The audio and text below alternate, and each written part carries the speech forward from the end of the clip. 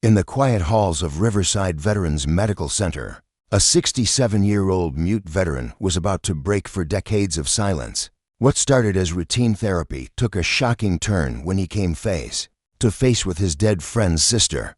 Vance Webb wasn't your typical patient.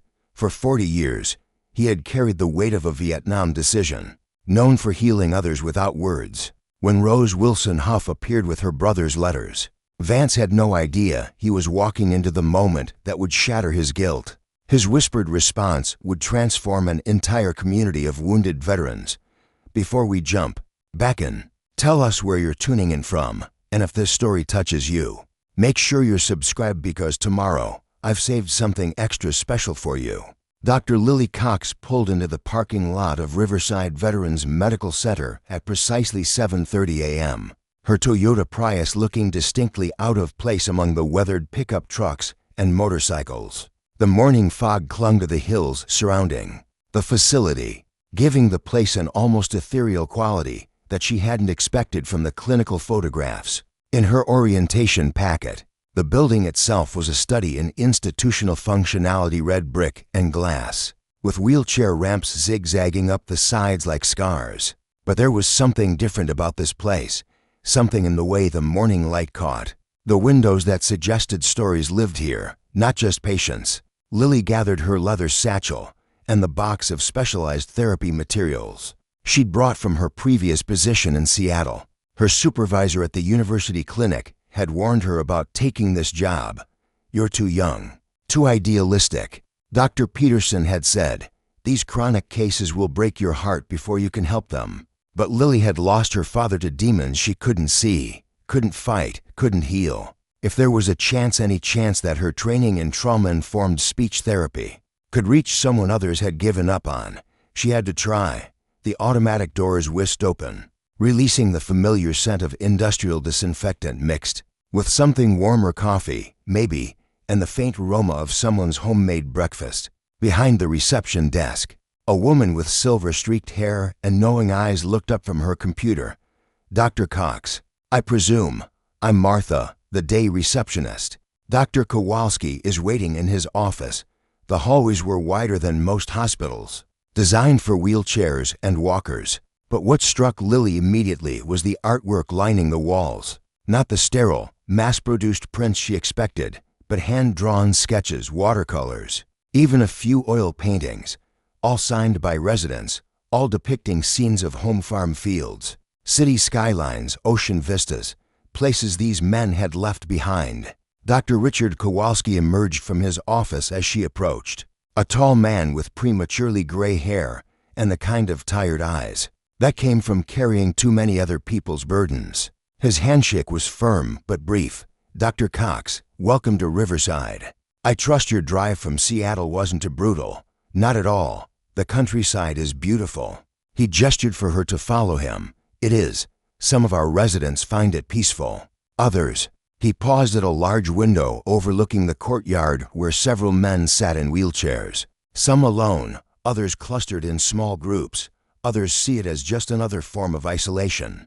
They passed the physical therapy room, where a young man with a prosthetic leg was working through exercises with fierce determination, sweat beading on his forehead. His trainer, a woman about Lily's age, offered quiet encouragement. "That's Jimmy Morrison," Dr. Kowalski said, following her gaze. "Iraq veteran. Lost his leg and to squad members to an IED 3 years ago.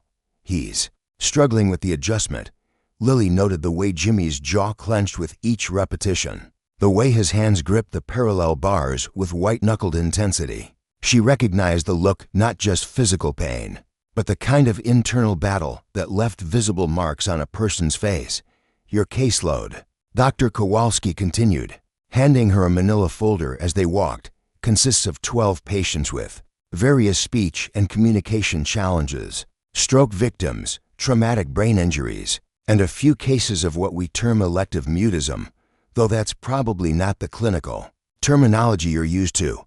Trauma-induced selective mutism." Lily corrected gently. "The research shows it's rarely a conscious choice."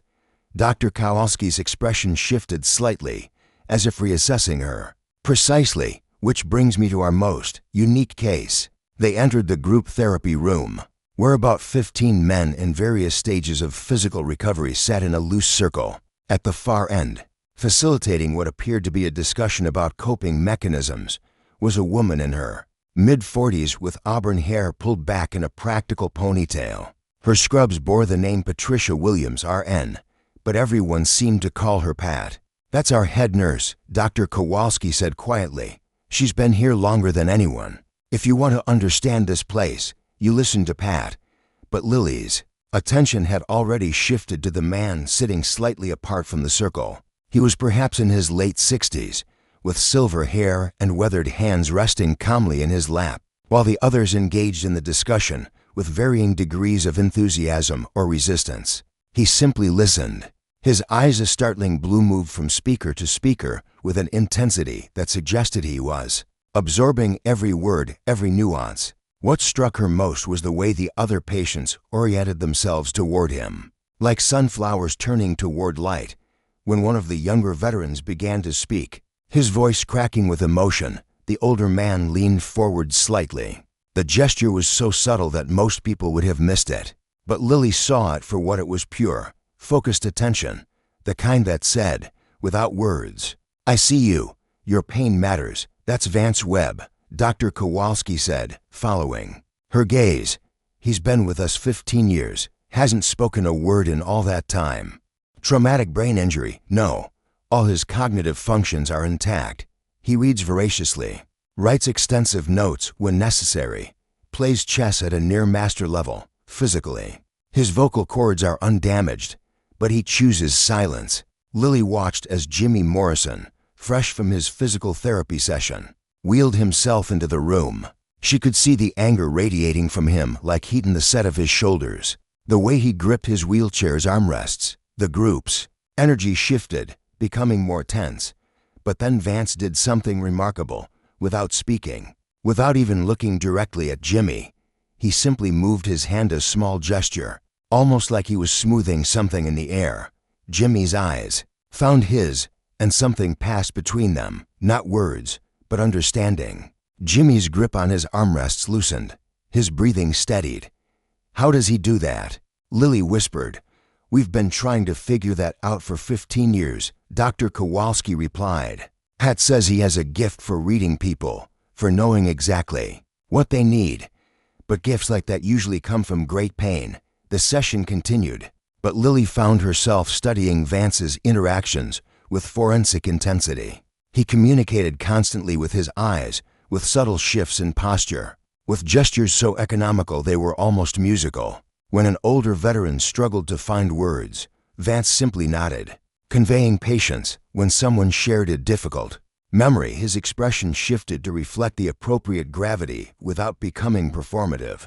This wasn't just selective mutism. This was a man who had consciously chosen to let his silence speak, louder than words. After the session, Pat approached them, wiping her hands on a towel. Up close, Lily could see the woman carried her own weight, laugh lines mixed with deeper creases that spoke of sleepless nights and difficult decisions. "Dr. Cox, I presume. I'm Pat Williams. Richard here probably told you about our Vance. He mentioned Mr. Webb's case is unique." Pat's expression grew protective, almost fierce. "Vance isn't a case. He's family. And before you get any ideas about curing him, you should know that every speech therapist, psychologist, and well-meaning do-gooder who's walked through these doors has tried. He's been poked, prodded, analyzed, and prescribed everything from anti-anxiety medication to experimental therapy techniques. I'm not here to cure anyone," Lily said carefully. "I'm here to help people communicate in whatever way works best for them." Pat studied her for a long moment, then seemed to come to some internal decision. "Vance communicates just fine. The question isn't whether he can speak, it's whether he wants to. And after 40 years of silence, I'd say he's made his choice clear." That evening, Lily sat in her small apartment reviewing the files Dr. Kowalski had given her. Most were straightforward stroke patients needing articulation therapy, veterans with traumatic brain injuries requiring communication assistance. But Vance Webb's file was frustratingly thin. Born 1957, enlisted Army 1975, Served to tours in Vietnam. Medically discharged 1983 with psychological trauma. Etiology unclear. Admitted to Riverside 2009 following a series of psychiatric hospitalizations. No family contacts listed. No emergency contacts except the facility itself. But it was what wasn't in the file that intrigued her. No detailed trauma assessment. No specific incident reports. No clear explanation for why a man would choose 40 years of silence. She thought about her father, who had come home from Bosnia, carrying invisible wounds that eventually consumed him. He had talked constantly in his final years about the war, about things he'd seen, about guilt that ate at him like acid. His words had been a bleeding wound that wouldn't heal. But what if silence was its own kind of bleeding? What if the wound was so deep that words couldn't touch it?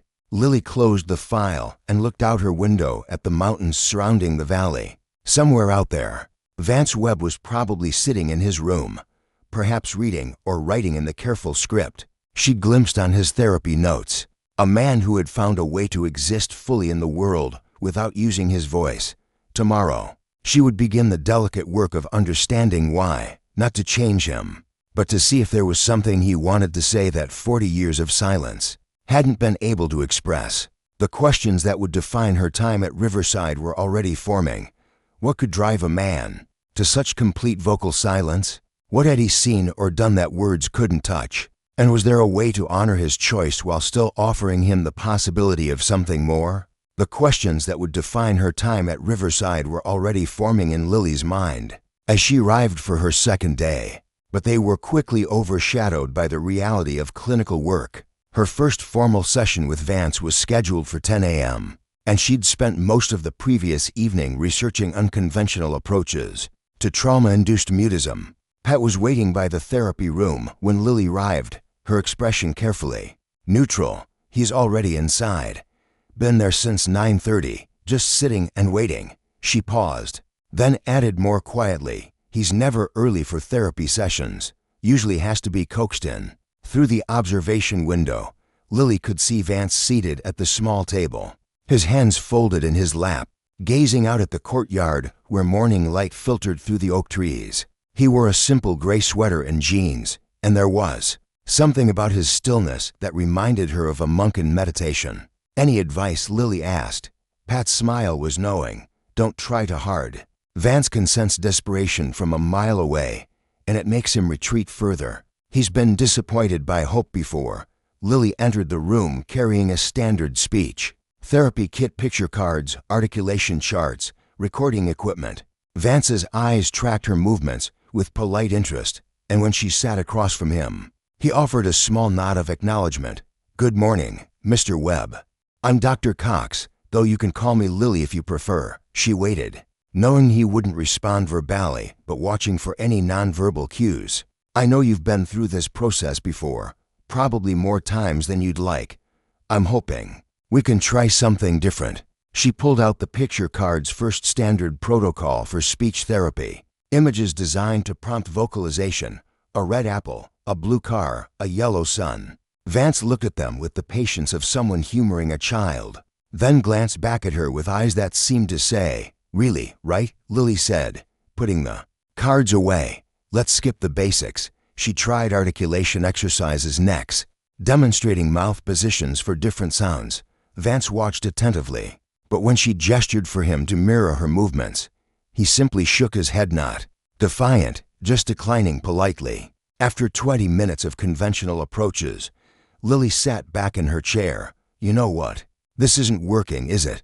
For the first time, Vance's expression shifted.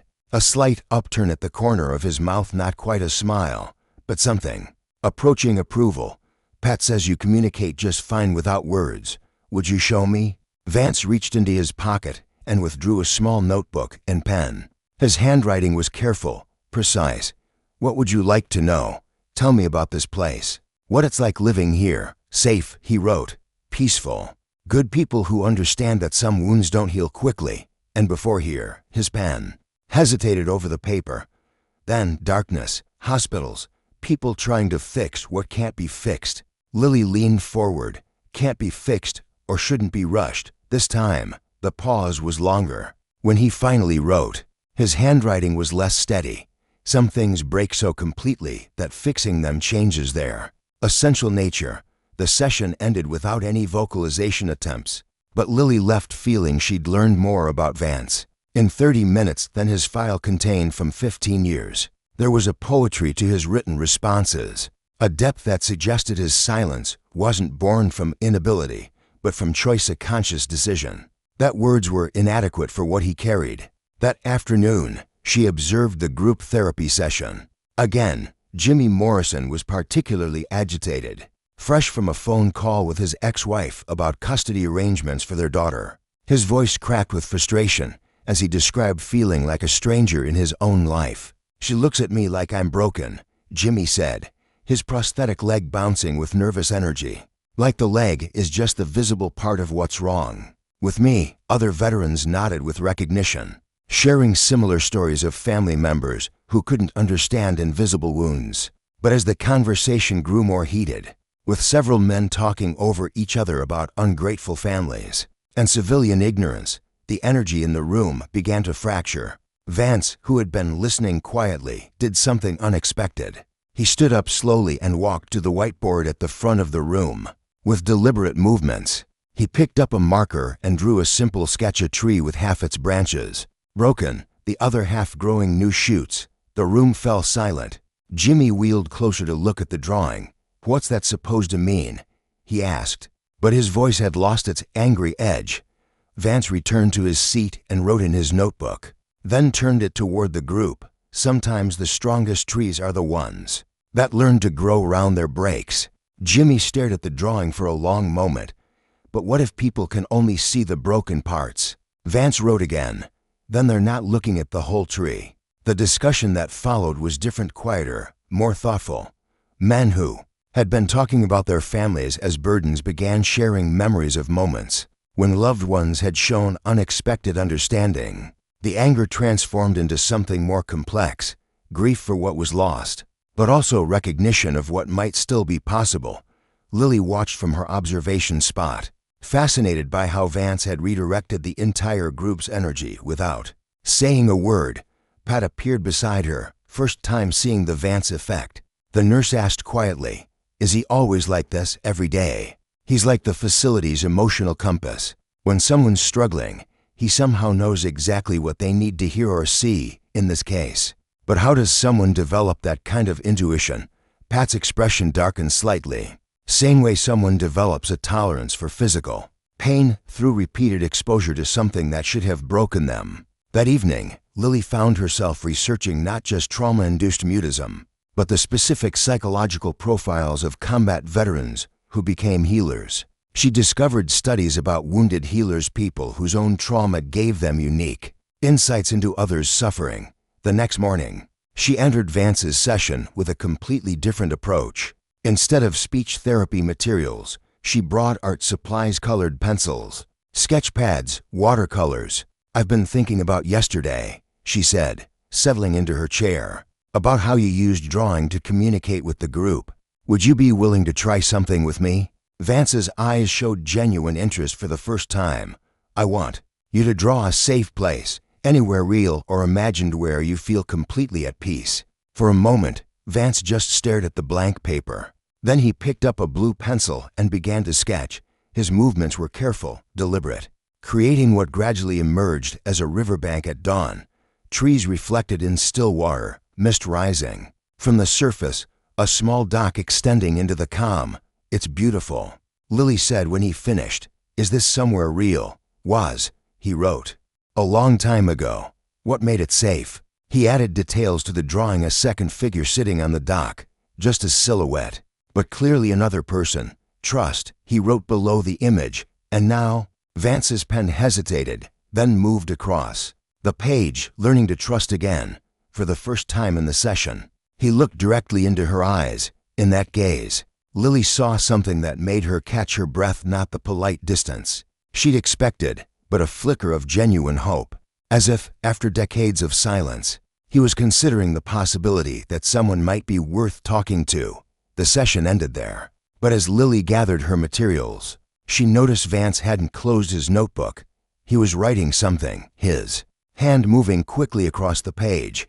When he finished, he tore out the sheet and handed it to her. "Thank you for not trying to make me speak. Most people think silence is empty. You seem to understand it can be full." Walking back to her office, Lily felt something shift in her understanding of her role here. She wasn't trying to cure Vance's silence, she was trying to understand what it contained. And perhaps, if she listened carefully enough to what he wasn't saying, she might eventually hear what he was ready to speak. Walking back to her office, Lily felt something shift in her understanding of her role here. The note Vance had given her was still warm in her hand, and she found herself reading it again as she settled at her desk. "Thank you for not trying to make me speak. Most people think silence is empty. You seem to understand it can be full." That evening, she made a decision that would have horrified her graduate school ethics professors. She drove to the county courthouse and requested access to military service records. As a licensed therapist working with a veteran patient, she had legitimate grounds for the request, but her motivations went beyond standard clinical protocol. What she found in the records room 3 days later made her understand why Vance's file at Riverside was so sparse. Most of his service documents were heavily redacted, with entire sections blacked out, but buried in the administrative files. She discovered a casualty report from 1983 that made her blood run cold. Incident report, friendly fire fatality location, redacted date, March 15th, 1983. Commanding officer, Sergeant Vance Webb. Casualty, Specialist Thomas Tom Walker. Here circumstances. During nighttime patrol, Sergeant Webb's unit engaged what appeared to be enemy combatants. Investigation revealed casualties were members of Allied reconnaissance team. Specialist Walker died instantly from wounds sustained during engagement. Sergeant Webb suffered immediate psychological breakdown and has been nonverbal since incident.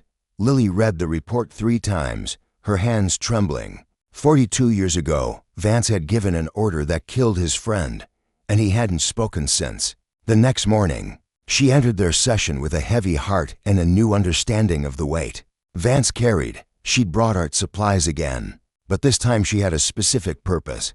"I'd like to try something different today," she said, watching his face carefully. "I want you to draw about brotherhood, about what it means to trust someone completely." Vance's pen froze halfway to the paper. For the first time since she'd known him, his composure cracked slightly. His blue eyes flickered with something that looked like panic. Then he closed them and took several deep breaths. When he opened them again, he picked up a black pencil and began to draw. This time, his movements weren't careful and deliberate. They were urgent, almost desperate, as if the image was pouring out of him against his will. 2 young men emerged. On the paper, soldiers, judging by their uniforms. Though the details were sketched with economical strokes, they sat by what looked like a campfire. Their faces turned toward each other in conversation. One was gesturing animatedly while the other listened with a smile. Behind them, Vance had drawn the suggestion of jungle vegetation, creating an intimate circle of light surrounded by darkness. As he drew, Lily noticed something extraordinary happening. For the first time since she'd known him, Vance's lips were moving. No sound emerged, but he was clearly having a conversation with the figures on the page, or perhaps with memories so vivid they felt present. When he finished the drawing, his hand was shaking. He wrote below it, "Tom, my brother, in everything but blood. Tell me about him," Lily said softly. Vance's writing became more fluid, as if the dam had cracked. "From Kentucky. Wanted to fix cars when he got home. Had a girl named Sarah waiting for him. Collected letters from his little sister. Made everyone laugh, even in the worst moments. Said we'd open a garage together after our tours. Him fixing engines, me handling the books. You were close, closer than family. We kept each other alive for 2 years. Shared everything, food, fears, dreams. He used to say we were 2 parts of the same soldier." Lily watched as Vance added details to the drawing, a guitar leaning against a tree, suggesting music shared around that campfire. Letters scattered nearby, evidence of Tom's correspondence with home. What happened to him? The pencil stopped moving. Vance stared at the paper for a long time, then wrote just 3 words, "I killed him."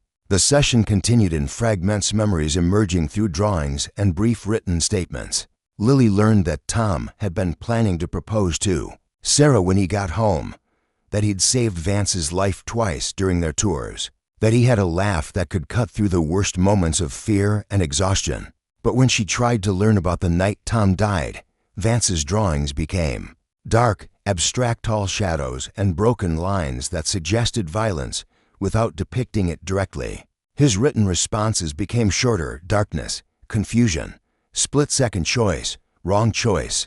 Over the following weeks, Lily began to piece together the broader picture through research and careful questioning. The Vietnam War had officially ended in 1975, but small units continued operating in various capacities for years afterward. Vance and Tom had been part of a specialized reconnaissance team working in areas where the boundaries between friend and enemy were often unclear.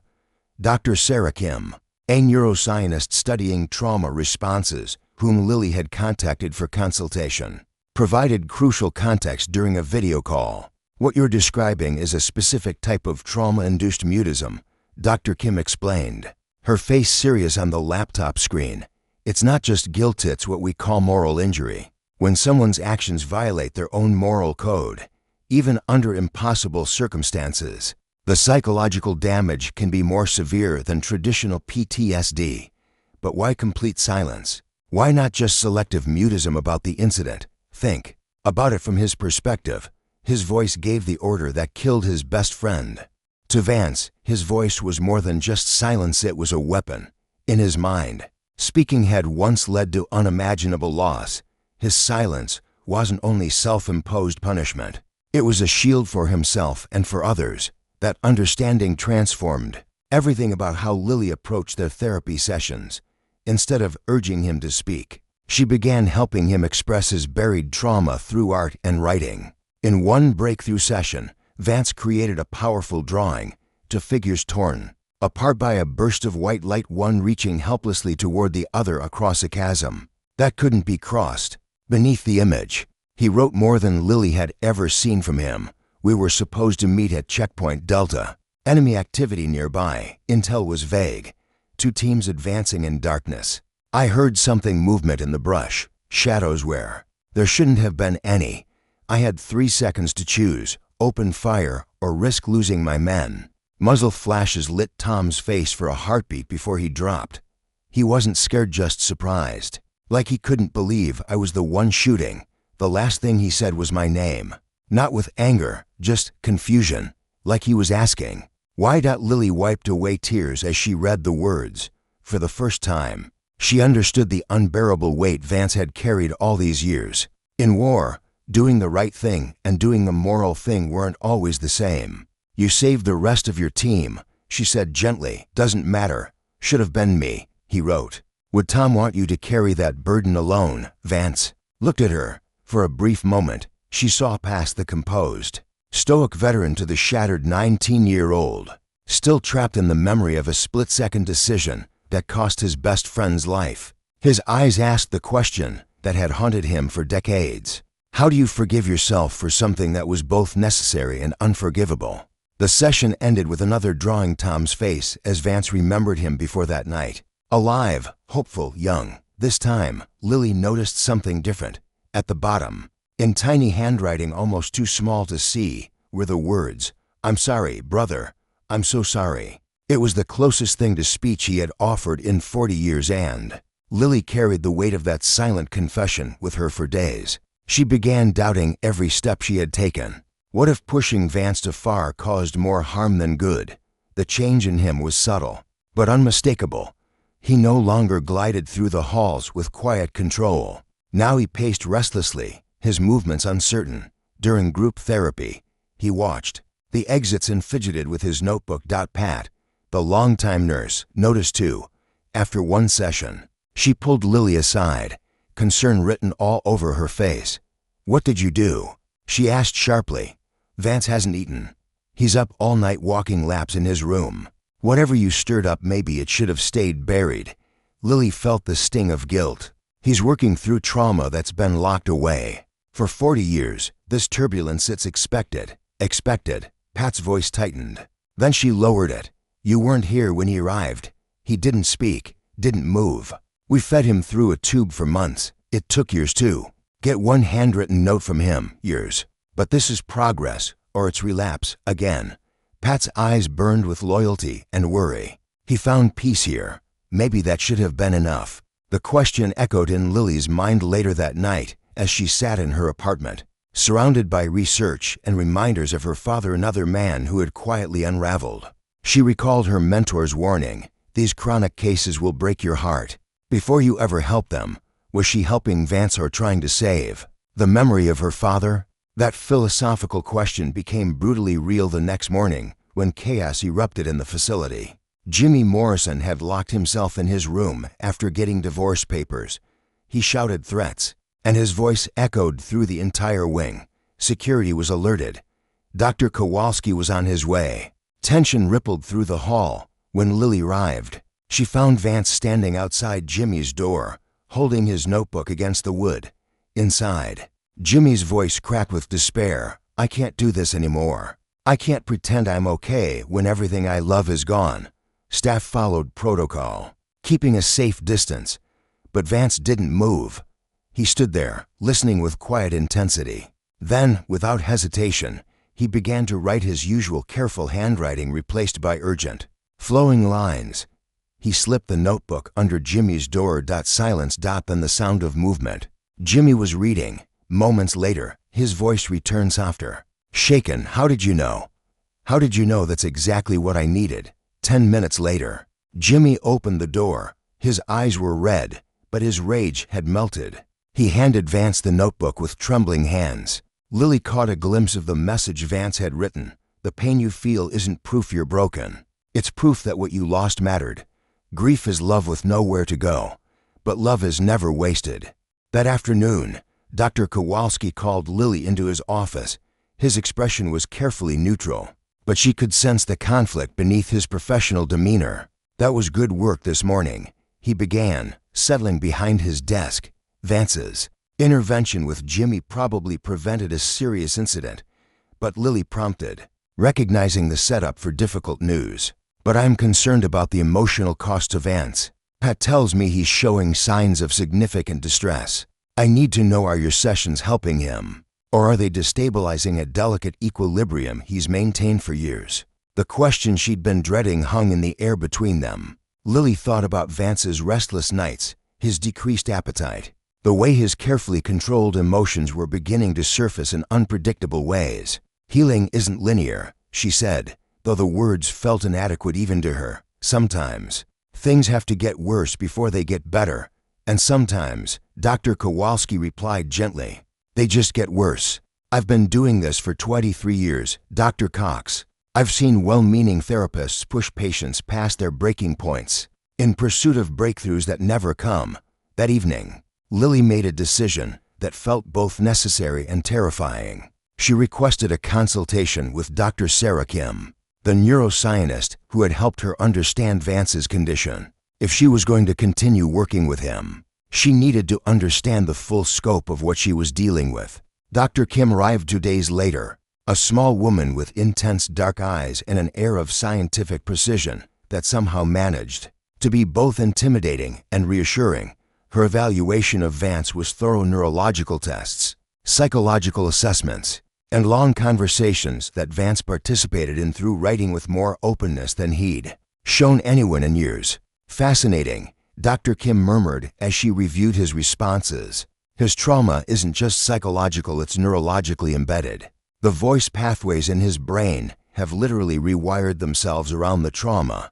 Speaking isn't just emotionally difficult for him, it's neurologically associated with the original incident." "So recovery is impossible?" Lily asked, dreading the answer.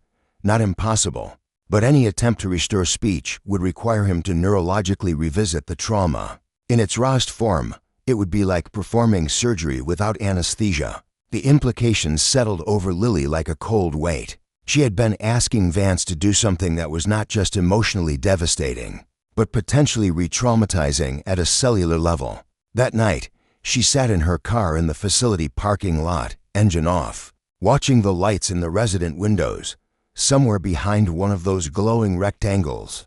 Vance was probably awake, wrestling with memories she had helped surface.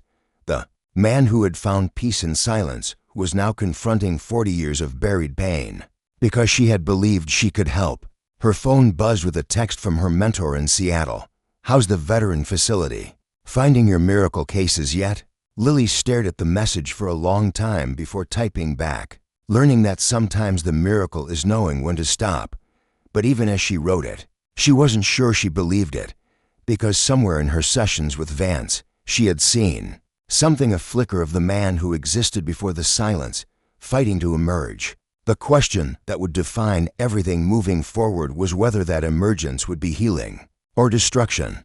Starting the car, she made a promise to herself. Tomorrow, she would ask Vance directly what he wanted, not what she thought he needed, not what the research suggested was possible, but what he, after 40 years of silence, was willing to risk for the possibility of finding his voice again. The answer, she suspected, would change both their lives forever. The answer, she suspected, would change both their lives forever. But first, there was someone else who needed to have a voice in this decision, someone Lily had been searching for through genealogy websites and military databases for the past 2 weeks. Rose Wilson-Huff answered her phone on the third ring, her voice carrying the soft Kentucky accent that Lily had expected from Tom Walker's sister. At 72, Rose had spent 50 years wondering about the circumstances of her brother's death, and when Lily carefully explained her work with Vance, the silence that followed was profound. "He's alive," Rose finally whispered. "Tom's sergeant. We tried to find him after the military contacted us, but they said he'd been hospitalized and couldn't receive visitors. Then the trail just disappeared. Mrs. Wilson-Huff, I need you to understand Mr. Webb has been deeply traumatized by what happened. He hasn't spoken since that night. If you're willing to meet him, it would need to be on his terms, with careful preparation." "Doctor," Rose's voice strengthened, "I've been carrying questions about my brother's death for half a century. If there's a chance to find answers, to help the man who was with Tom in his final moments, I'll do whatever it takes." 3 days later, Rose arrived at Riverside Veterans Medical Center carrying a small suitcase and a manila envelope, thick with photographs. Lily met her in the lobby, struck immediately by the woman's quiet dignity and the way her eyes, the same startling blue as those in the photographs she'd seen of Tom, seemed to see everything at once. "He doesn't know you're coming," Lily explained as they walked toward the therapy room. "I thought it was important to prepare him gradually." "Smart," Rose nodded. "Tom used to say surprises in war zones were never good surprises." Vance was already seated at their usual table when they entered, but his posture was different, more alert, as if he sensed something significant approaching. When Rose stepped into his line of sight, he went completely still. For a moment, the resemblance was unmistakable. The shape of her face, the set of her shoulders, the way she moved with unconscious grace, it was as if Tom Walker had walked into the room, wearing his sister's form. Vance's notebook slipped from his hands and clattered to the floor. Rose approached, slowly, her own composure wavering as she took in the man who had been her brother's closest friend.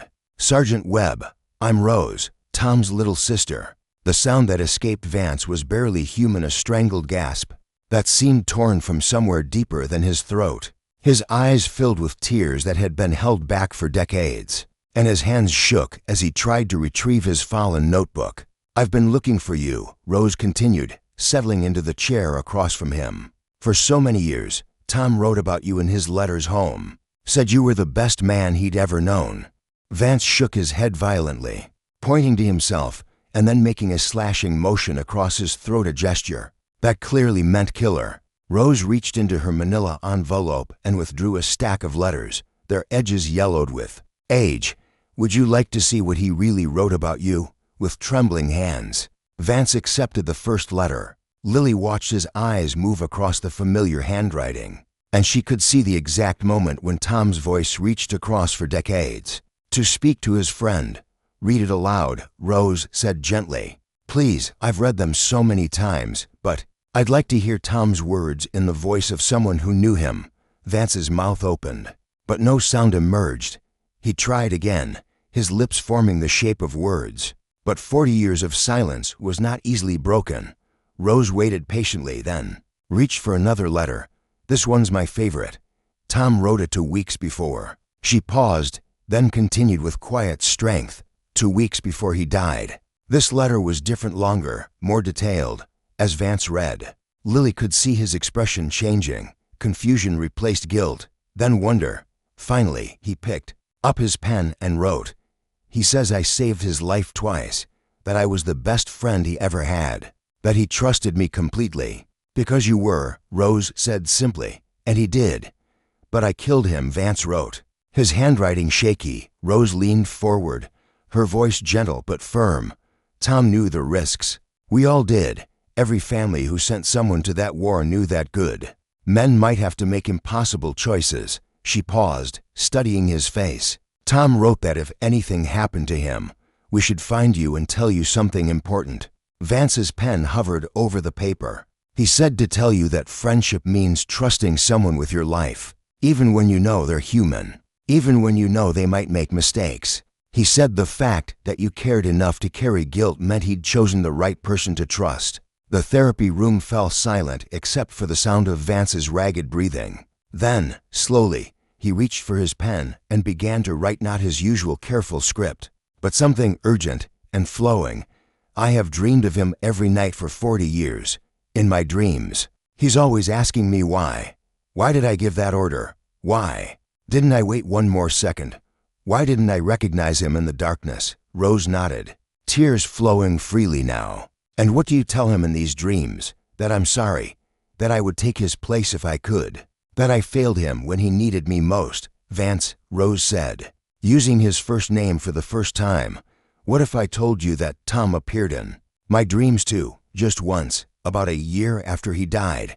Vance looked up, his expression intense. "He told me to find his sergeant and tell him to stop apologizing. He said you did exactly what a good leader should do. You made the best decision you could with the information you had, and you put your men's safety first.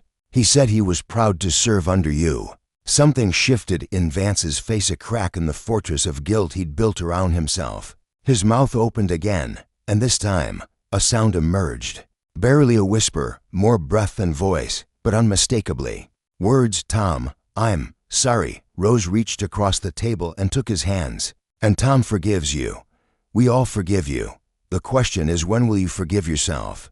The words hung in the air like a prayer, and for the first time in 40 years, Vance Webb's voice had been heard by someone who loved the friend he'd lost. It wasn't much, 3 whispered words, but they carried the weight of decades, and the first fragile possibility of redemption.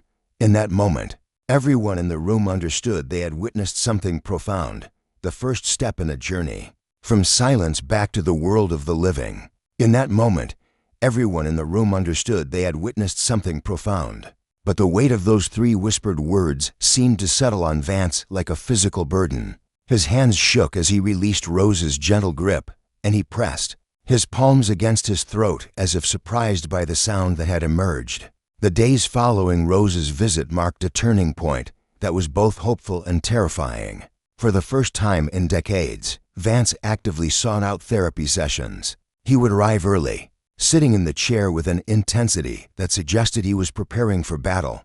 But when he tried to speak, the words seemed to lodge in his throat like broken glass. Dr. Kim had returned to observe these sessions, her scientific curiosity balanced by genuine compassion for Vance's struggle. "What we're seeing," she explained to Lily during one of their consultations, "is the neurological equivalent of physical therapy after a severe injury. His brain is literally relearning pathways that have been dormant for decades." "But why is it so painful for him?" Lily asked, watching through the observation window as Vance gripped the arms of his chair, sweat beading on his forehead from the effort of attempting vocalization. "Because speech isn't just about moving air through vocal cords. For Vance, every attempt to speak forces his brain to revisit the neural pathways associated with that night in Vietnam. He's not just trying to say words, he's reliving the moment his voice gave the order that killed Tom." During one particularly intense session, Vance finally managed to communicate the full scope of what had happened that night. Through a combination of whispered fragments and extensive writing, The complete picture emerged with devastating clarity. March 15, 1983. Reconnaissance patrol near the Cambodian border. Intelligence reports indicated enemy movement in our sector. Two allied teams operating independently, ours and Tom's recon unit. Radio silence due to suspected enemy monitoring. His handwriting became increasingly erratic as he continued. We'd been moving for 6 hours when we heard them. Footsteps in the brush, maybe 50 meters out. Hand signals indicated multiple contacts. Tom's team was supposed to be 5 clicks north, but communications had been spotty all week. Vance paused, his breathing shallow, when he continued writing. His words were barely legible. 3 seconds to decide. Unknown contacts approaching our position in darkness. My men looking to me for orders. Everything I'd been trained for came down to those 3 seconds. Protect your unit. Engage unknown threats. Trust your training. What were you thinking in those 3 seconds? Lily asked gently. Vance closed his eyes, and when he opened them, they held the haunted look of someone seeing across decades. Better. Safe. Than. Sorry, he whispered, each word torn from his throat like a confession. The muzzle flashes lit up the jungle like lightning. In that split second of illumination, I saw Tom's face. He wasn't afraid, he was confused, looking at me like he couldn't understand why I was shooting at him. The bullet hit him center mass. He went down calling my name. The room fell silent except for the sound of Vance's labored breathing. Dr. Kim leaned forward slightly, her expression intent. What happened after? She asked. The other contacts scattered. Turned out to be 3 kids from a nearby village, probably looking for food scraps from our rations. We'd opened fire on a humanitarian patrol and 3 hungry children. Tom died, trying to feed kids, and I killed him for it. The truth was worse than Lily had imagined. Not just friendly fire in the chaos of combat, but a fundamental misreading of the situation that had cost the life of Vance's best friend and traumatized innocent children. Vance, Dr. Kim said carefully, in those 3 seconds, with the information you had, what was the correct military decision? He looked up at her, anger flashing in his eyes for the first time since she'd known him. Engage. He whispered hoarsely. Protocol. Demanded. Engagement. So you followed your training, made the tactically correct decision based on available intelligence, and saved your men's lives. Killed my friend. Yes, both things are true. You made the right military decision, and it had a tragic outcome. The guilt you feel isn't because you did something wrong, it's because you did something right. That had unthinkable consequences. Dr. Kim's words seemed to hit Vance like a physical blow. He doubled over in his chair, his hands pressed against his stomach as if he'd been punched. For 40 years, Dr. Kim continued gently, you've been punishing yourself for being a good soldier in an impossible situation. Your silence isn't just grief, it's penance for a sin you didn't commit. Jimmy Morrison, who had been observing from the hallway despite technically being prohibited from therapy sessions, chose that moment to wheel his chair into the room. His face was flushed with emotion. You want to know about impossible choices, he said, his voice tight with his own barely controlled anguish. I called in an airstrike on a building where we thought insurgents were hiding. Turned out to be a family, 3 kids, younger than my daughter. I followed protocol, just like you did. Vance looked up at Jimmy, and for the first time, something like recognition passed between them. The difference, Jimmy continued, is that I came home and fell apart. You came home and disappeared. But we both did our jobs. We both made the right calls. We both lost people we'll never get back. The kids, Vance wrote suddenly. The 3 children. What happened to them? It was a detail that hadn't appeared in any of the official reports Lily had seen. Dr. Kim consulted her notes. According to the incident report, 1 was wounded but recovered. The other 2 escaped unharmed. They were later relocated to a refugee camp. Names? Vance wrote urgently. I don't have that information. For the first time since his breakthrough with Rose, Vance's expression showed something other than guilt. It showed purpose. I need, he whispered slowly, to know what happened to them. The session ended with Vance making his first clear request in decades. He wanted to know the fate of the children who had witnessed Tom's death, not for closure, but for accountability. After 40 years of silence, he was finally ready to speak not just about his own pain, but about his responsibility to the living. As they prepared to leave, Dr. Kim pulled Lily aside. "We're entering uncharted territory here. His progress is remarkable, but each breakthrough is exposing new layers of trauma. Are you prepared for where this might lead?" Lily looked back at Vance, who was carefully folding Rose's letters with the reverence of someone handling sacred texts. "I think he's been preparing for this conversation his entire life. The question isn't whether I'm ready, it's whether we can help him find the strength to have it." The journey toward healing, she was learning, wasn't about forgetting the past. It was about finding the courage to face it completely, and then deciding what to do with the truth once it was finally spoken. The journey toward healing, she was learning, wasn't about forgetting the past. It was about finding the courage to face it completely. And over the following weeks, Vance demonstrated a determination that both inspired and worried everyone around him. He threw himself into voice exercises with Dr. Kim with the same methodical intensity he'd once applied to military operations. Every morning at 6 a.m., he would arrive at the therapy room and work through breathing exercises, vocal warm-ups, and the painstaking process of reconnecting his emotional expression with speech. The physical aspects were challenging enough. 40 years of silence had left his vocal cords weak and his breathing patterns altered.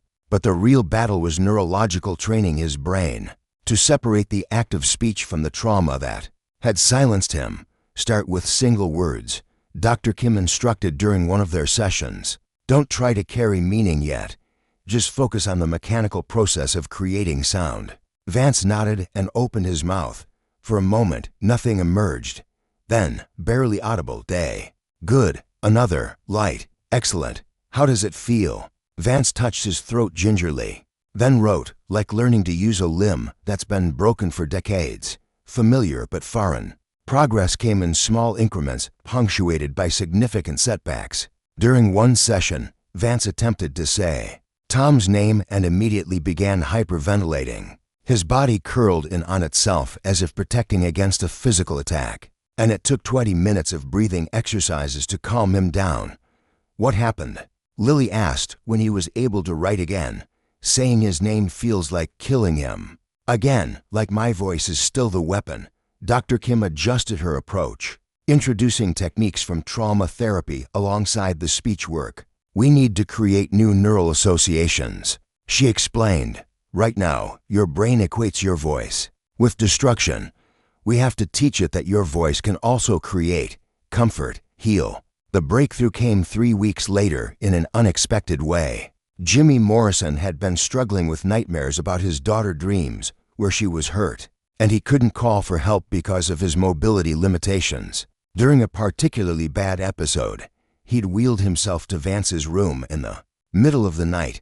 Lily learned about it the next morning from Pat, who had found them in the common room at 3 a.m. Jimmy was slumped in his wheelchair, tears streaming down his face, while Vance sat beside him.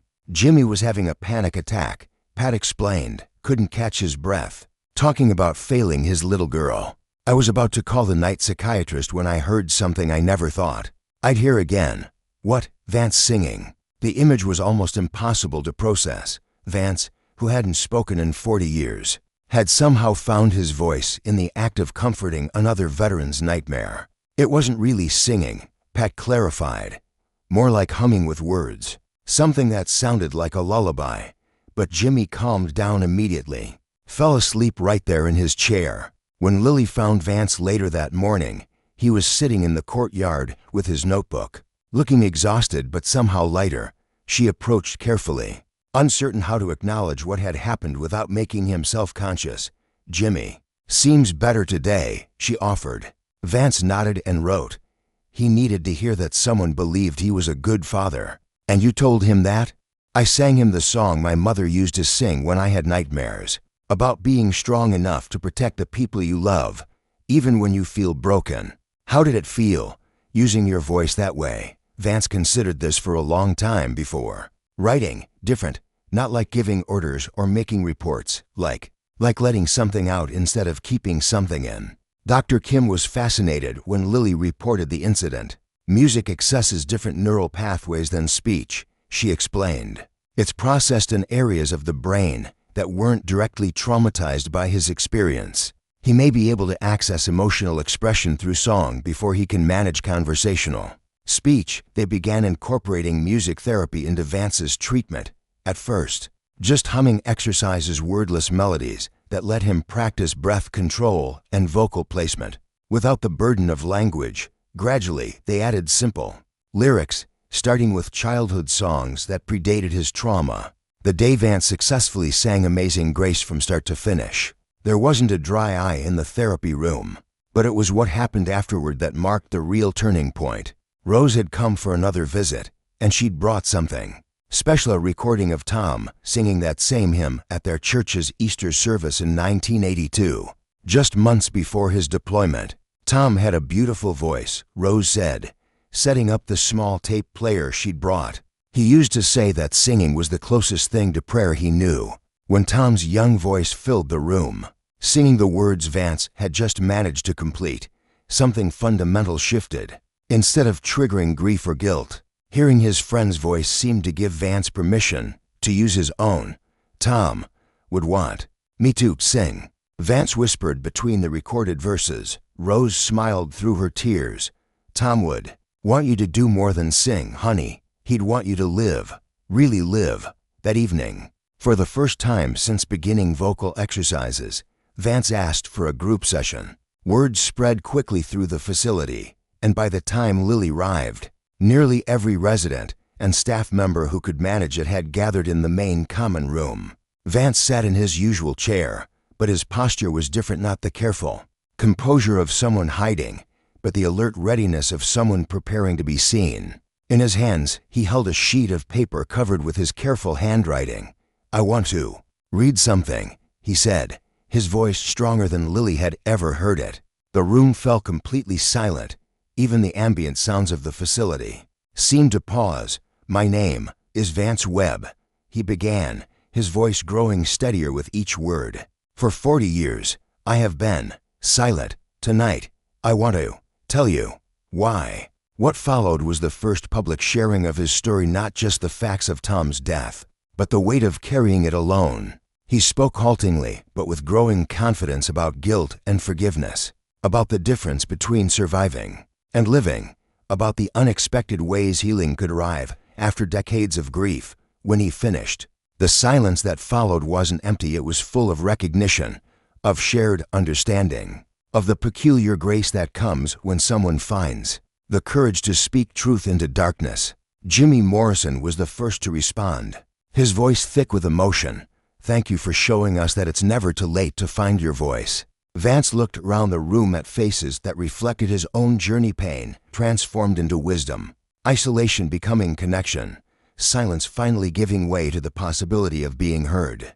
For the first time in 40 years, Vance Webb was no longer alone with his story. The journey toward healing, she was learning, wasn't about forgetting the past. It was about finding the courage to face it completely. And over the following weeks, Vance demonstrated a determination that both inspired and worried everyone around him. He threw himself into voice exercises with Dr. Kim with the same methodical intensity he'd once applied to military operations. Every morning at 6 a.m., he would arrive at the therapy room and work through breathing exercises, vocal warm-ups, and the painstaking process of reconnecting his emotional expression with speech. The physical aspects were challenging enough. 40 years of silence had left his vocal cords weak and his breathing patterns altered. But the real battle was neurological, training his brain to separate the act of speech from the trauma that had silenced him. Start with single words, Dr. Kim instructed during one of their sessions. Don't try to carry meaning yet. Just focus on the mechanical process of creating sound. Vance nodded and opened his mouth. For a moment, nothing emerged. Then, barely audible, day. Good. Another. Light. Excellent. How does it feel? Vance touched his throat gingerly, then wrote, like learning to use a limb that's been broken for decades. Familiar but foreign.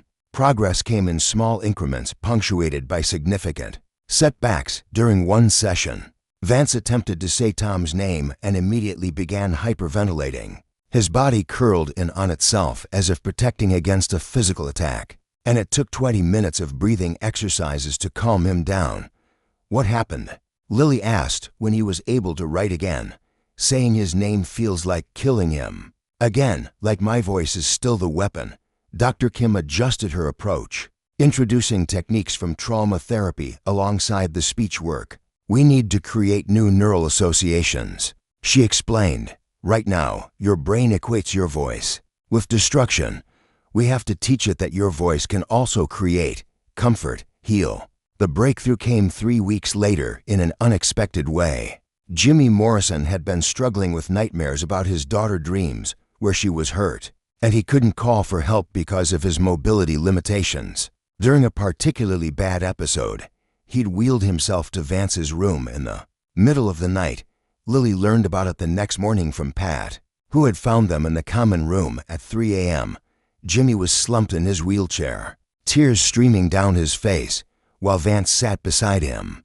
Jimmy was having a panic attack, Pat explained, couldn't catch his breath, talking about failing his little girl. "I was about to call the night psychiatrist when I heard something I never thought I'd hear again." "What?" Vance singing. The image was almost impossible to process. Vance, who hadn't spoken in 40 years, had somehow found his voice in the act of comforting another veteran's nightmare. "It wasn't really singing," Pat clarified. "More like humming with words, something that sounded like a lullaby." But Jimmy calmed down immediately, fell asleep right there in his chair. When Lily found Vance later that morning, he was sitting in the courtyard with his notebook, looking exhausted but somehow lighter. She approached carefully, uncertain how to acknowledge what had happened without making him self-conscious. "Jimmy, seems better today," she offered. Vance nodded and wrote, "He needed to hear that someone believed he was a good father." "And you told him that?" "I sang him the song my mother used to sing when I had nightmares, about being strong enough to protect the people you love, even when you feel broken." "How did it feel, using your voice that way?" Vance considered this. For a long time before writing, different. Not like giving orders or making reports. Like letting something out instead of keeping something in. Dr. Kim was fascinated when Lily reported the incident.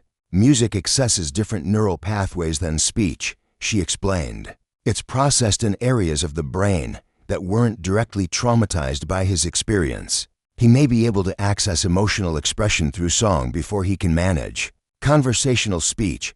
They began incorporating music therapy into Vance's treatment. At first, just humming exercises, wordless melodies that let him practice breath control and vocal placement without the burden of language. Gradually they added simple lyrics, starting with childhood songs that predated his trauma. The day Vance successfully sang Amazing Grace from start to finish, there wasn't a dry eye in the therapy room. But it was what happened afterward that marked the real turning point. Rose had come for another visit, and she'd brought something. Special recording of Tom singing that same hymn at their church's Easter service in 1982, just months before his deployment. Tom had a beautiful voice, Rose said, setting up the small tape player she'd brought. He used to say that singing was the closest thing to prayer he knew. When Tom's young voice filled the room, singing the words Vance had just managed to complete, something fundamental shifted. Instead of triggering grief or guilt, hearing his friend's voice seemed to give Vance permission to use his own. Tom would want me to sing, Vance whispered between the recorded verses. Rose smiled through her tears. Tom would want you to do more than sing, honey. He'd want you to live, really live. That evening, for the first time since beginning vocal exercises, Vance asked for a group session. Word spread quickly through the facility, and by the time Lily arrived, nearly every resident and staff member who could manage it had gathered in the main common room. Vance sat in his usual chair, but his posture was different, not the careful composure of someone hiding, but the alert readiness of someone preparing to be seen. In his hands, he held a sheet of paper covered with his careful handwriting. "I want to read something," he said, his voice stronger than Lily had ever heard it. The room fell completely silent. Even the ambient sounds of the facility seemed to pause. "My name is Vance Webb," he began, his voice growing steadier with each word. For 40 years, I have been silent. Tonight, I want to tell you why.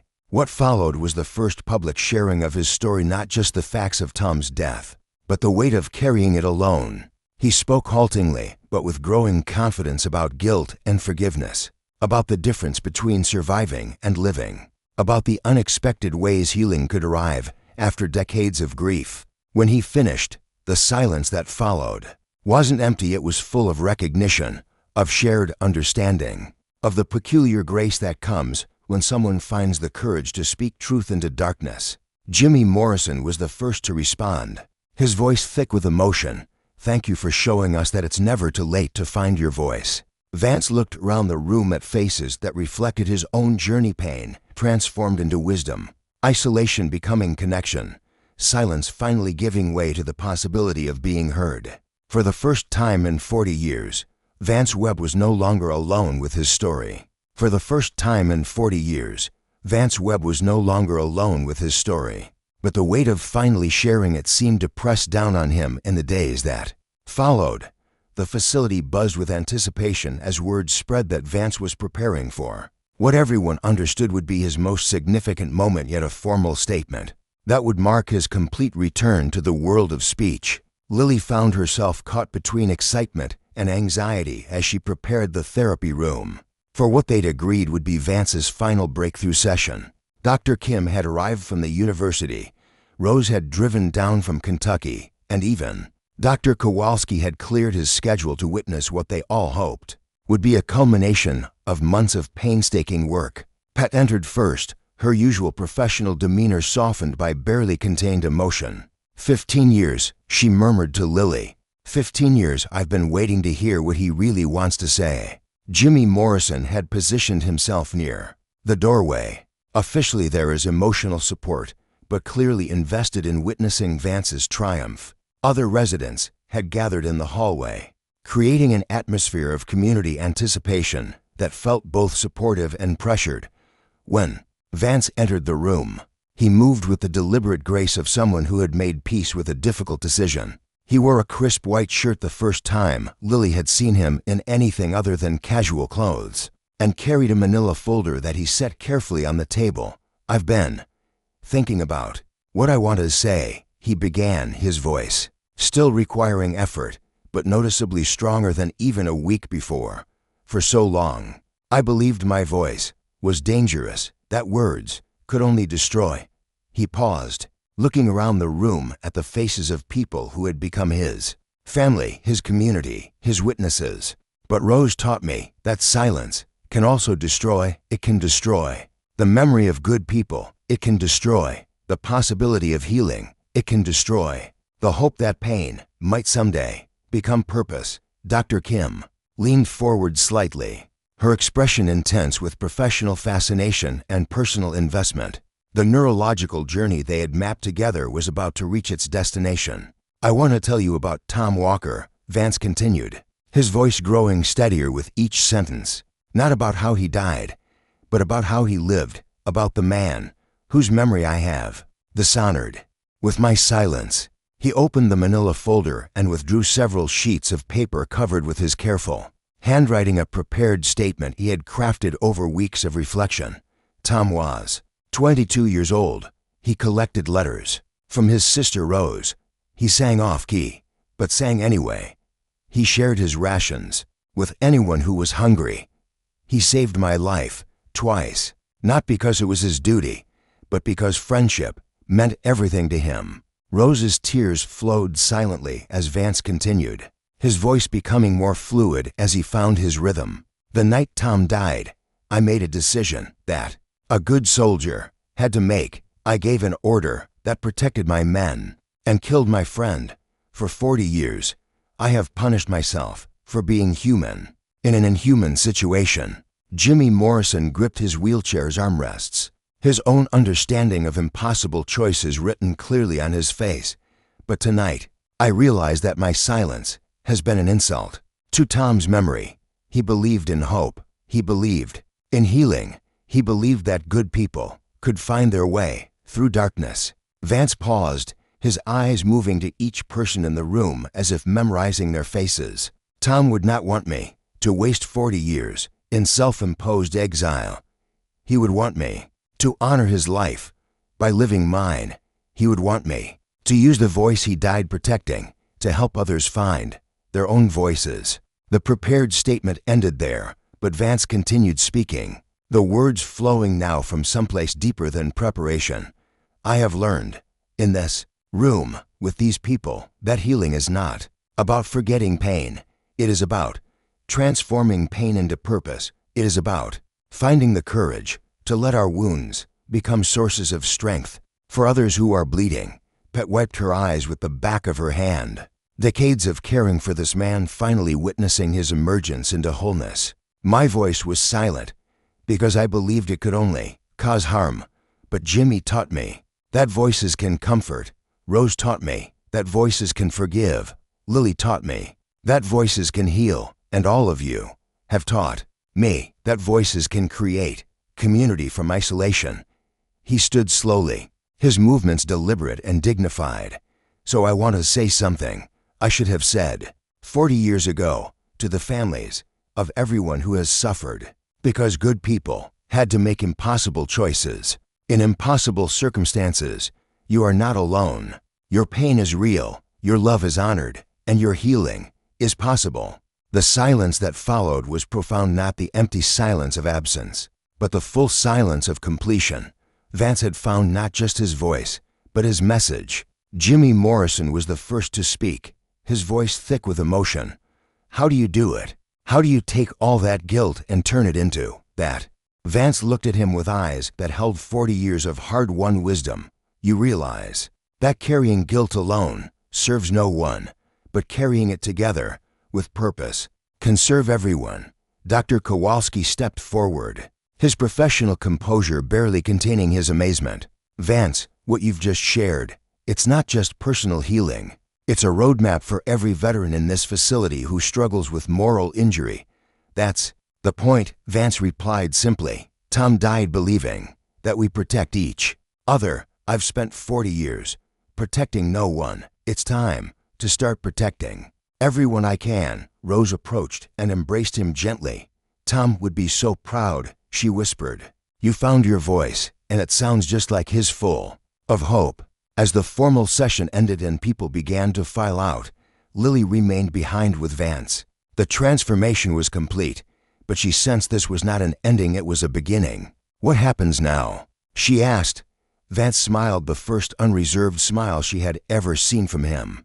Now, I start talking to anyone who needs to hear that healing is possible, that silence can end, that voices can change everything.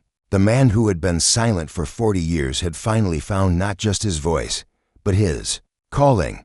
The man who had been silent for 40 years had finally found not just his voice, but his calling. And the effects rippled through Riverside Veterans Medical Center like stones dropped in still water. Within days of Vance's breakthrough, the facility's atmosphere began to shift in ways both subtle and profound. Veterans who had attended group therapy sessions reluctantly for years suddenly began requesting individual appointments. The waiting list for counseling services grew from non-existent to weeks long. As residents who had convinced themselves they were beyond help reconsidered that assumption, Jimmy Morrison was among the first to benefit from what staff quietly began calling the Vance effect. 3 days after witnessing Vance's transformation, Jimmy wheeled himself into Lily's office and, for the first time since his rival, voluntarily shared the complete story of the IED explosion that had cost him his leg and his sense of purpose. If Vance can forgive himself for something that happened 40 years ago, Jimmy said, his voice steady despite the tears on his cheeks, maybe I can stop punishing myself for surviving when my buddies didn't. The changes weren't limited to the residents. Pat, who had spent 15 years being professionally strong for everyone else, finally accepted Dr. Kowalski's long-standing offer of grief counseling. The night after Vance's breakthrough, she had gone home and called her brother's widow for the first time since the funeral, a conversation that lasted 3 hours and opened wounds that had festered in silence for too long. Watching Vance find his voice made me realize I'd lost mine too. Pat confided to Lily during one of their coffee breaks. I've been so busy taking care of everyone else's grief that I never dealt with my own. Dr. Kowalski found himself revisiting case files he'd mentally filed under chronic management, long-term residents he'd assumed had reached their maximum potential for recovery. Vance's transformation challenged every assumption about the limits of healing, forcing him to question whether institutional caution had become institutional limitation. "We've been practicing defensive medicine," he admitted during a staff meeting that had turned into an impromptu philosophy session, "protecting ourselves from disappointment by limiting our expectations. But what if we've been protecting ourselves from miracles too?" The most remarkable change, however, was in Vance himself. The man who had moved through the facility like a gentle ghost for 15 years now walked with purpose and presence. He began joining conversations instead of simply observing them. He offered comfort not through silent gestures but through carefully chosen words that carried the weight of hard-won wisdom. Most significantly, he started what he called voice circles, informal gatherings where veterans could practice the simple act of being heard without judgment. These sessions, held in the evening after formal therapy hours, became the facility's most attended voluntary activity. Speaking isn't just about making sound, Vance would tell newcomers to the circle, his own voice still carrying traces of the careful deliberation that came from decades of silence. It's about believing that what you have to say matters, that your story deserves to be heard. The circles grew beyond the facility's walls when Rose, inspired by the transformation she'd witnessed, established a formal program connecting veteran families with resources for understanding and healing from moral injury. The circles grew beyond the facility's walls when Rose, inspired by the transformation she'd witnessed, established a formal program connecting veteran families with resources for understanding and healing from moral injury. But it was 6 months later, as autumn painted the hills surrounding Riverside in shades of gold and crimson, that Vance faced his greatest challenge yet. Speaking to the world. Beyond his carefully constructed community of healing, the invitation had arrived through Dr. Kim, who had been documenting Vance's recovery for her research on trauma-induced communication disorder. The National Conference on Veteran Mental Health wanted Vance to deliver the keynote address on resilience and recovery. The irony wasn't lost on anyone. The man who had been silent for decades was being asked to speak for those who couldn't yet find their voices. "I'm not sure I'm ready," Vance confided to Lily during one of their sessions, which had evolved from therapy to mentorship as his recovery progressed. His voice, while much stronger, still carried the deliberate cadence of someone who chose each word carefully. "What makes you think you're not ready?" Lily asked. Vance gestured toward the window, where they could see Jimmy Morrison teaching younger veterans how to navigate their wheelchairs on the facility's walking paths. "Here, I know these people.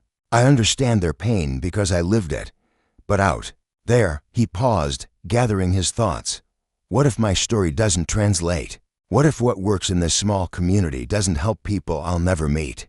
The question reflected the fundamental challenge of healing, the transition from personal recovery to broader purpose. Lily had watched Vance navigate this journey with the same methodical determination he'd once applied to military operations. But she understood his uncertainty. "What would Tom tell you to do?" she asked. Vance smiled, an expression that had become more frequent and genuine over the months. "Tom would say that fear is just excitement without breath. And then he'd remind me that the best way to honor the dead is to serve the living." The preparation for the keynote became a community effort. Jimmy Morrison helped Vance practice managing stage fright by creating increasingly large audiences within the facility. Pet worked with him on projection and pacing, drawing on her experience leading staff meetings. Rose flew in to help him craft the speech itself, ensuring that Tom's memory was woven throughout the narrative in ways that honored rather than exploited his loss. Dr. Kim provided the scientific framework that would help his personal story resonate with medical professionals. "Your recovery challenges every assumption about the permanence of trauma-induced mutism," she explained. "But more than that, it demonstrates the power of community healing and the importance of patience in therapeutic relationships." The night before the conference, Vance sat in the facility's chapel, a small, non-denominational space that served residents of all faiths. Lily found him there, not praying exactly, but engaged in what she'd learned to recognize as his form of meditation. Complete stillness paired with intense internal focus. Second thoughts, she asked, settling into the pew beside him, more like final preparations. He replied, "Tomorrow, I stop being a patient and start being a teacher. It feels significant. You've been teaching for months. Jimmy, the other residents, even the staff, we've all learned from watching your journey." Vance nodded slowly. "But this is different. Tomorrow, I become a public voice for people who are still silent. The responsibility feels." He searched for the right word. Sacred. The conference was held in a downtown hotel. It's grand. Ballroom filled with psychiatrists, social workers, veterans advocates, and family members, nearly 800 people, representing every aspect of the veteran mental health community. As Vance approached the podium, Lily watched from the wings, her heart pounding with pride and anxiety. For a moment, he simply stood there, looking out at the sea of faces. Then he began to speak, his voice clear and strong. "My name is Vance Webb, and until 6 months ago, I had been silent for 40 years. Today, I want to tell you why silence is sometimes necessary, why healing can't be rushed, and why the most powerful medicine for invisible wounds is often the simple act of being truly heard." What followed was not just a speech but a masterclass in the transformation of pain into purpose. Vance shared his story with unflinching honesty, but he contextualized it within the broader experience of moral injury and survivor's guilt. He spoke about the difference between fixing and healing, between curing and accepting, between surviving and thriving. Healing, he concluded, is not about returning to who we were before trauma touched our lives. It's about discovering who we can become because of what we've survived. It's about finding our voices, not just the ability to speak, but the courage to say what matters, to whom it matters when it matters most. The standing ovation lasted nearly 10 minutes, but it was the conversations afterward that confirmed the speech's impact. Veterans approached him with tears in their eyes, family members thanked him for giving them hope, and medical professionals asked for guidance on implementing his community-based approach to healing. On the flight home, Rose sat beside him, both of them watching the landscape scroll past below. "Tom would have loved seeing you up there," she said quietly. Vance smiled, his reflection ghost-like in the airplane window. "I think he was there, in every word about hope, in every moment when someone in that audience realized they weren't alone." Tom always said the best way to defeat darkness was to light a candle for someone else. As the plane descended toward home, Vance understood that his journey from silence to speech had been completed, but his mission helping others find their voices in a world that often preferred them silent was just beginning. The Tom Walker Foundation that Rose had established was growing. His voice circles had been adopted by facilities across the country, and requests for speaking engagements were arriving daily. The man who had once believed his voice could only destroy had discovered its power to heal, to inspire, and to transform not just individual lives but entire communities of survivors. His 40 years of silence had ended, but his lifetime of speaking for those who couldn't yet speak for themselves had only just begun. In the end, Vance Webb had found more than his voice, he had found his purpose, and in a world full of invisible wounds and unspoken pain, that voice would echo far beyond anything he had ever imagined possible. 2 years after his keynote address, Vance Webb stood in the lobby of the newly opened Tom Walker Center for Veteran Recovery, watching families reunite with loved ones who had found their voices through the program he'd helped design. The facility, built with donations inspired by his speeches and Rose's tireless advocacy, represented everything they'd learned about healing, that recovery required community, that silence deserved respect, and that speaking required safety. Dr. Webb called Maria Santos, a young therapist who had traveled from California to train in their methods. The title still felt strange to Vance, an honorary doctorate from the university where Dr. Kim taught, recognizing his contributions to trauma recovery research. "The morning session is ready to begin." Vance nodded, straightening the blue tie Rose had given him the same shade as Tom's eyes. She'd said with a knowing smile, "These training sessions had become his most important work, teaching other facilities how to create environments where healing could happen at its own pace. In its own time, the conference room held 30 mental health professionals, all eager to understand what they'd started calling the Riverside Method.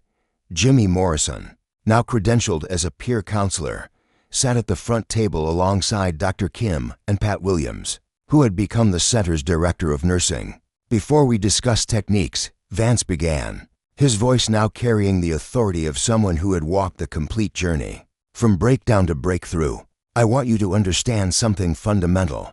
You cannot heal someone who isn't ready to be healed. Your job isn't to fix it, to create the conditions where healing becomes possible. He gestured to a photograph on the wall, the original voice circle at Riverside, captured during one of their evening sessions. Faces that had once been closed and guarded now showed openness, connection, hope. Every person in that photograph told me they were beyond help when they arrived. The young woman in the front row hadn't spoken since witnessing a helicopter crash in Iraq. The older gentleman by the window carried guilt from a mistake made during the Korean War. 70 years of silence. The man beside him lost his entire unit to friendly fire and believed his survival was a cosmic error. The room was completely silent, the kind of attention that came when people recognized they were hearing something that could change how they practiced their profession. What they needed wasn't someone to make them talk. They needed someone to listen to their silence with respect, to understand that their voices had been casualties of war, just as surely as their bodies or minds. Dr. Kim leaned forward to add context. Traditional speech therapy approaches often fail with trauma-induced mutism because they treat the symptom rather than the cause. Vance's method focuses on rebuilding the emotional safety required for voluntary communication. Jimmy Morrison raised his hand, a gesture that would have been impossible during his angry early days at Riverside. What Vance isn't telling you is that he saved my life twice. Once by showing me it was okay to feel broken, and once by proving it was possible to put the pieces back together differently. Maria Santos, the California therapist, asked the question Vance had been expecting, but how do you maintain hope when progress is so slow? How do you keep believing in someone who's been silent for decades? Vance walked to another photograph, this one showing Rose at the previous year's memorial service for Tom, surrounded by hundreds of veterans and family members whose lives had been touched by the Foundation's work. You remember why you're doing this work. Every person sitting in silence is someone's son, daughter, parent, friend. They're not just patients, they're human beings whose voices matter to someone. And sometimes that someone is you. Pat Williams stood to share her perspective. In 15 years of working with Vance before he spoke, I never stopped believing his voice mattered. Not because I thought I could cure him, but because I knew the world needed what he had to offer, even if he wasn't ready to offer it yet. The session continued with practical techniques, case studies, and role-playing exercises. But as participants prepared to return to their own facilities, Vance offered one final thought. The goal isn't to make everyone speak. It's to ensure that when they're ready to be heard, someone is listening. Sometimes the greatest gift we can give is patient silence in return for traumatic silence. Trust the process, trust the timeline, and trust that healing knows its own schedule. As the training session ended and participants began planning their journeys home, Vance felt the familiar weight of responsibility that came with being a voice for the voiceless. Tomorrow would bring new challenges, new silent souls seeking healing, new opportunities to prove that recovery was always possible even when it took 40 years to begin. The boy who had once believed his voice could only destroy had become a man whose words built bridges across the deepest wounds imaginable. Up next, you've got two more standout stories right on your screen. If this one hit the mark, you won't want to pass these up. Just click and check them out. And don't forget to subscribe and turn on the notification bell so you don't miss any upload from us.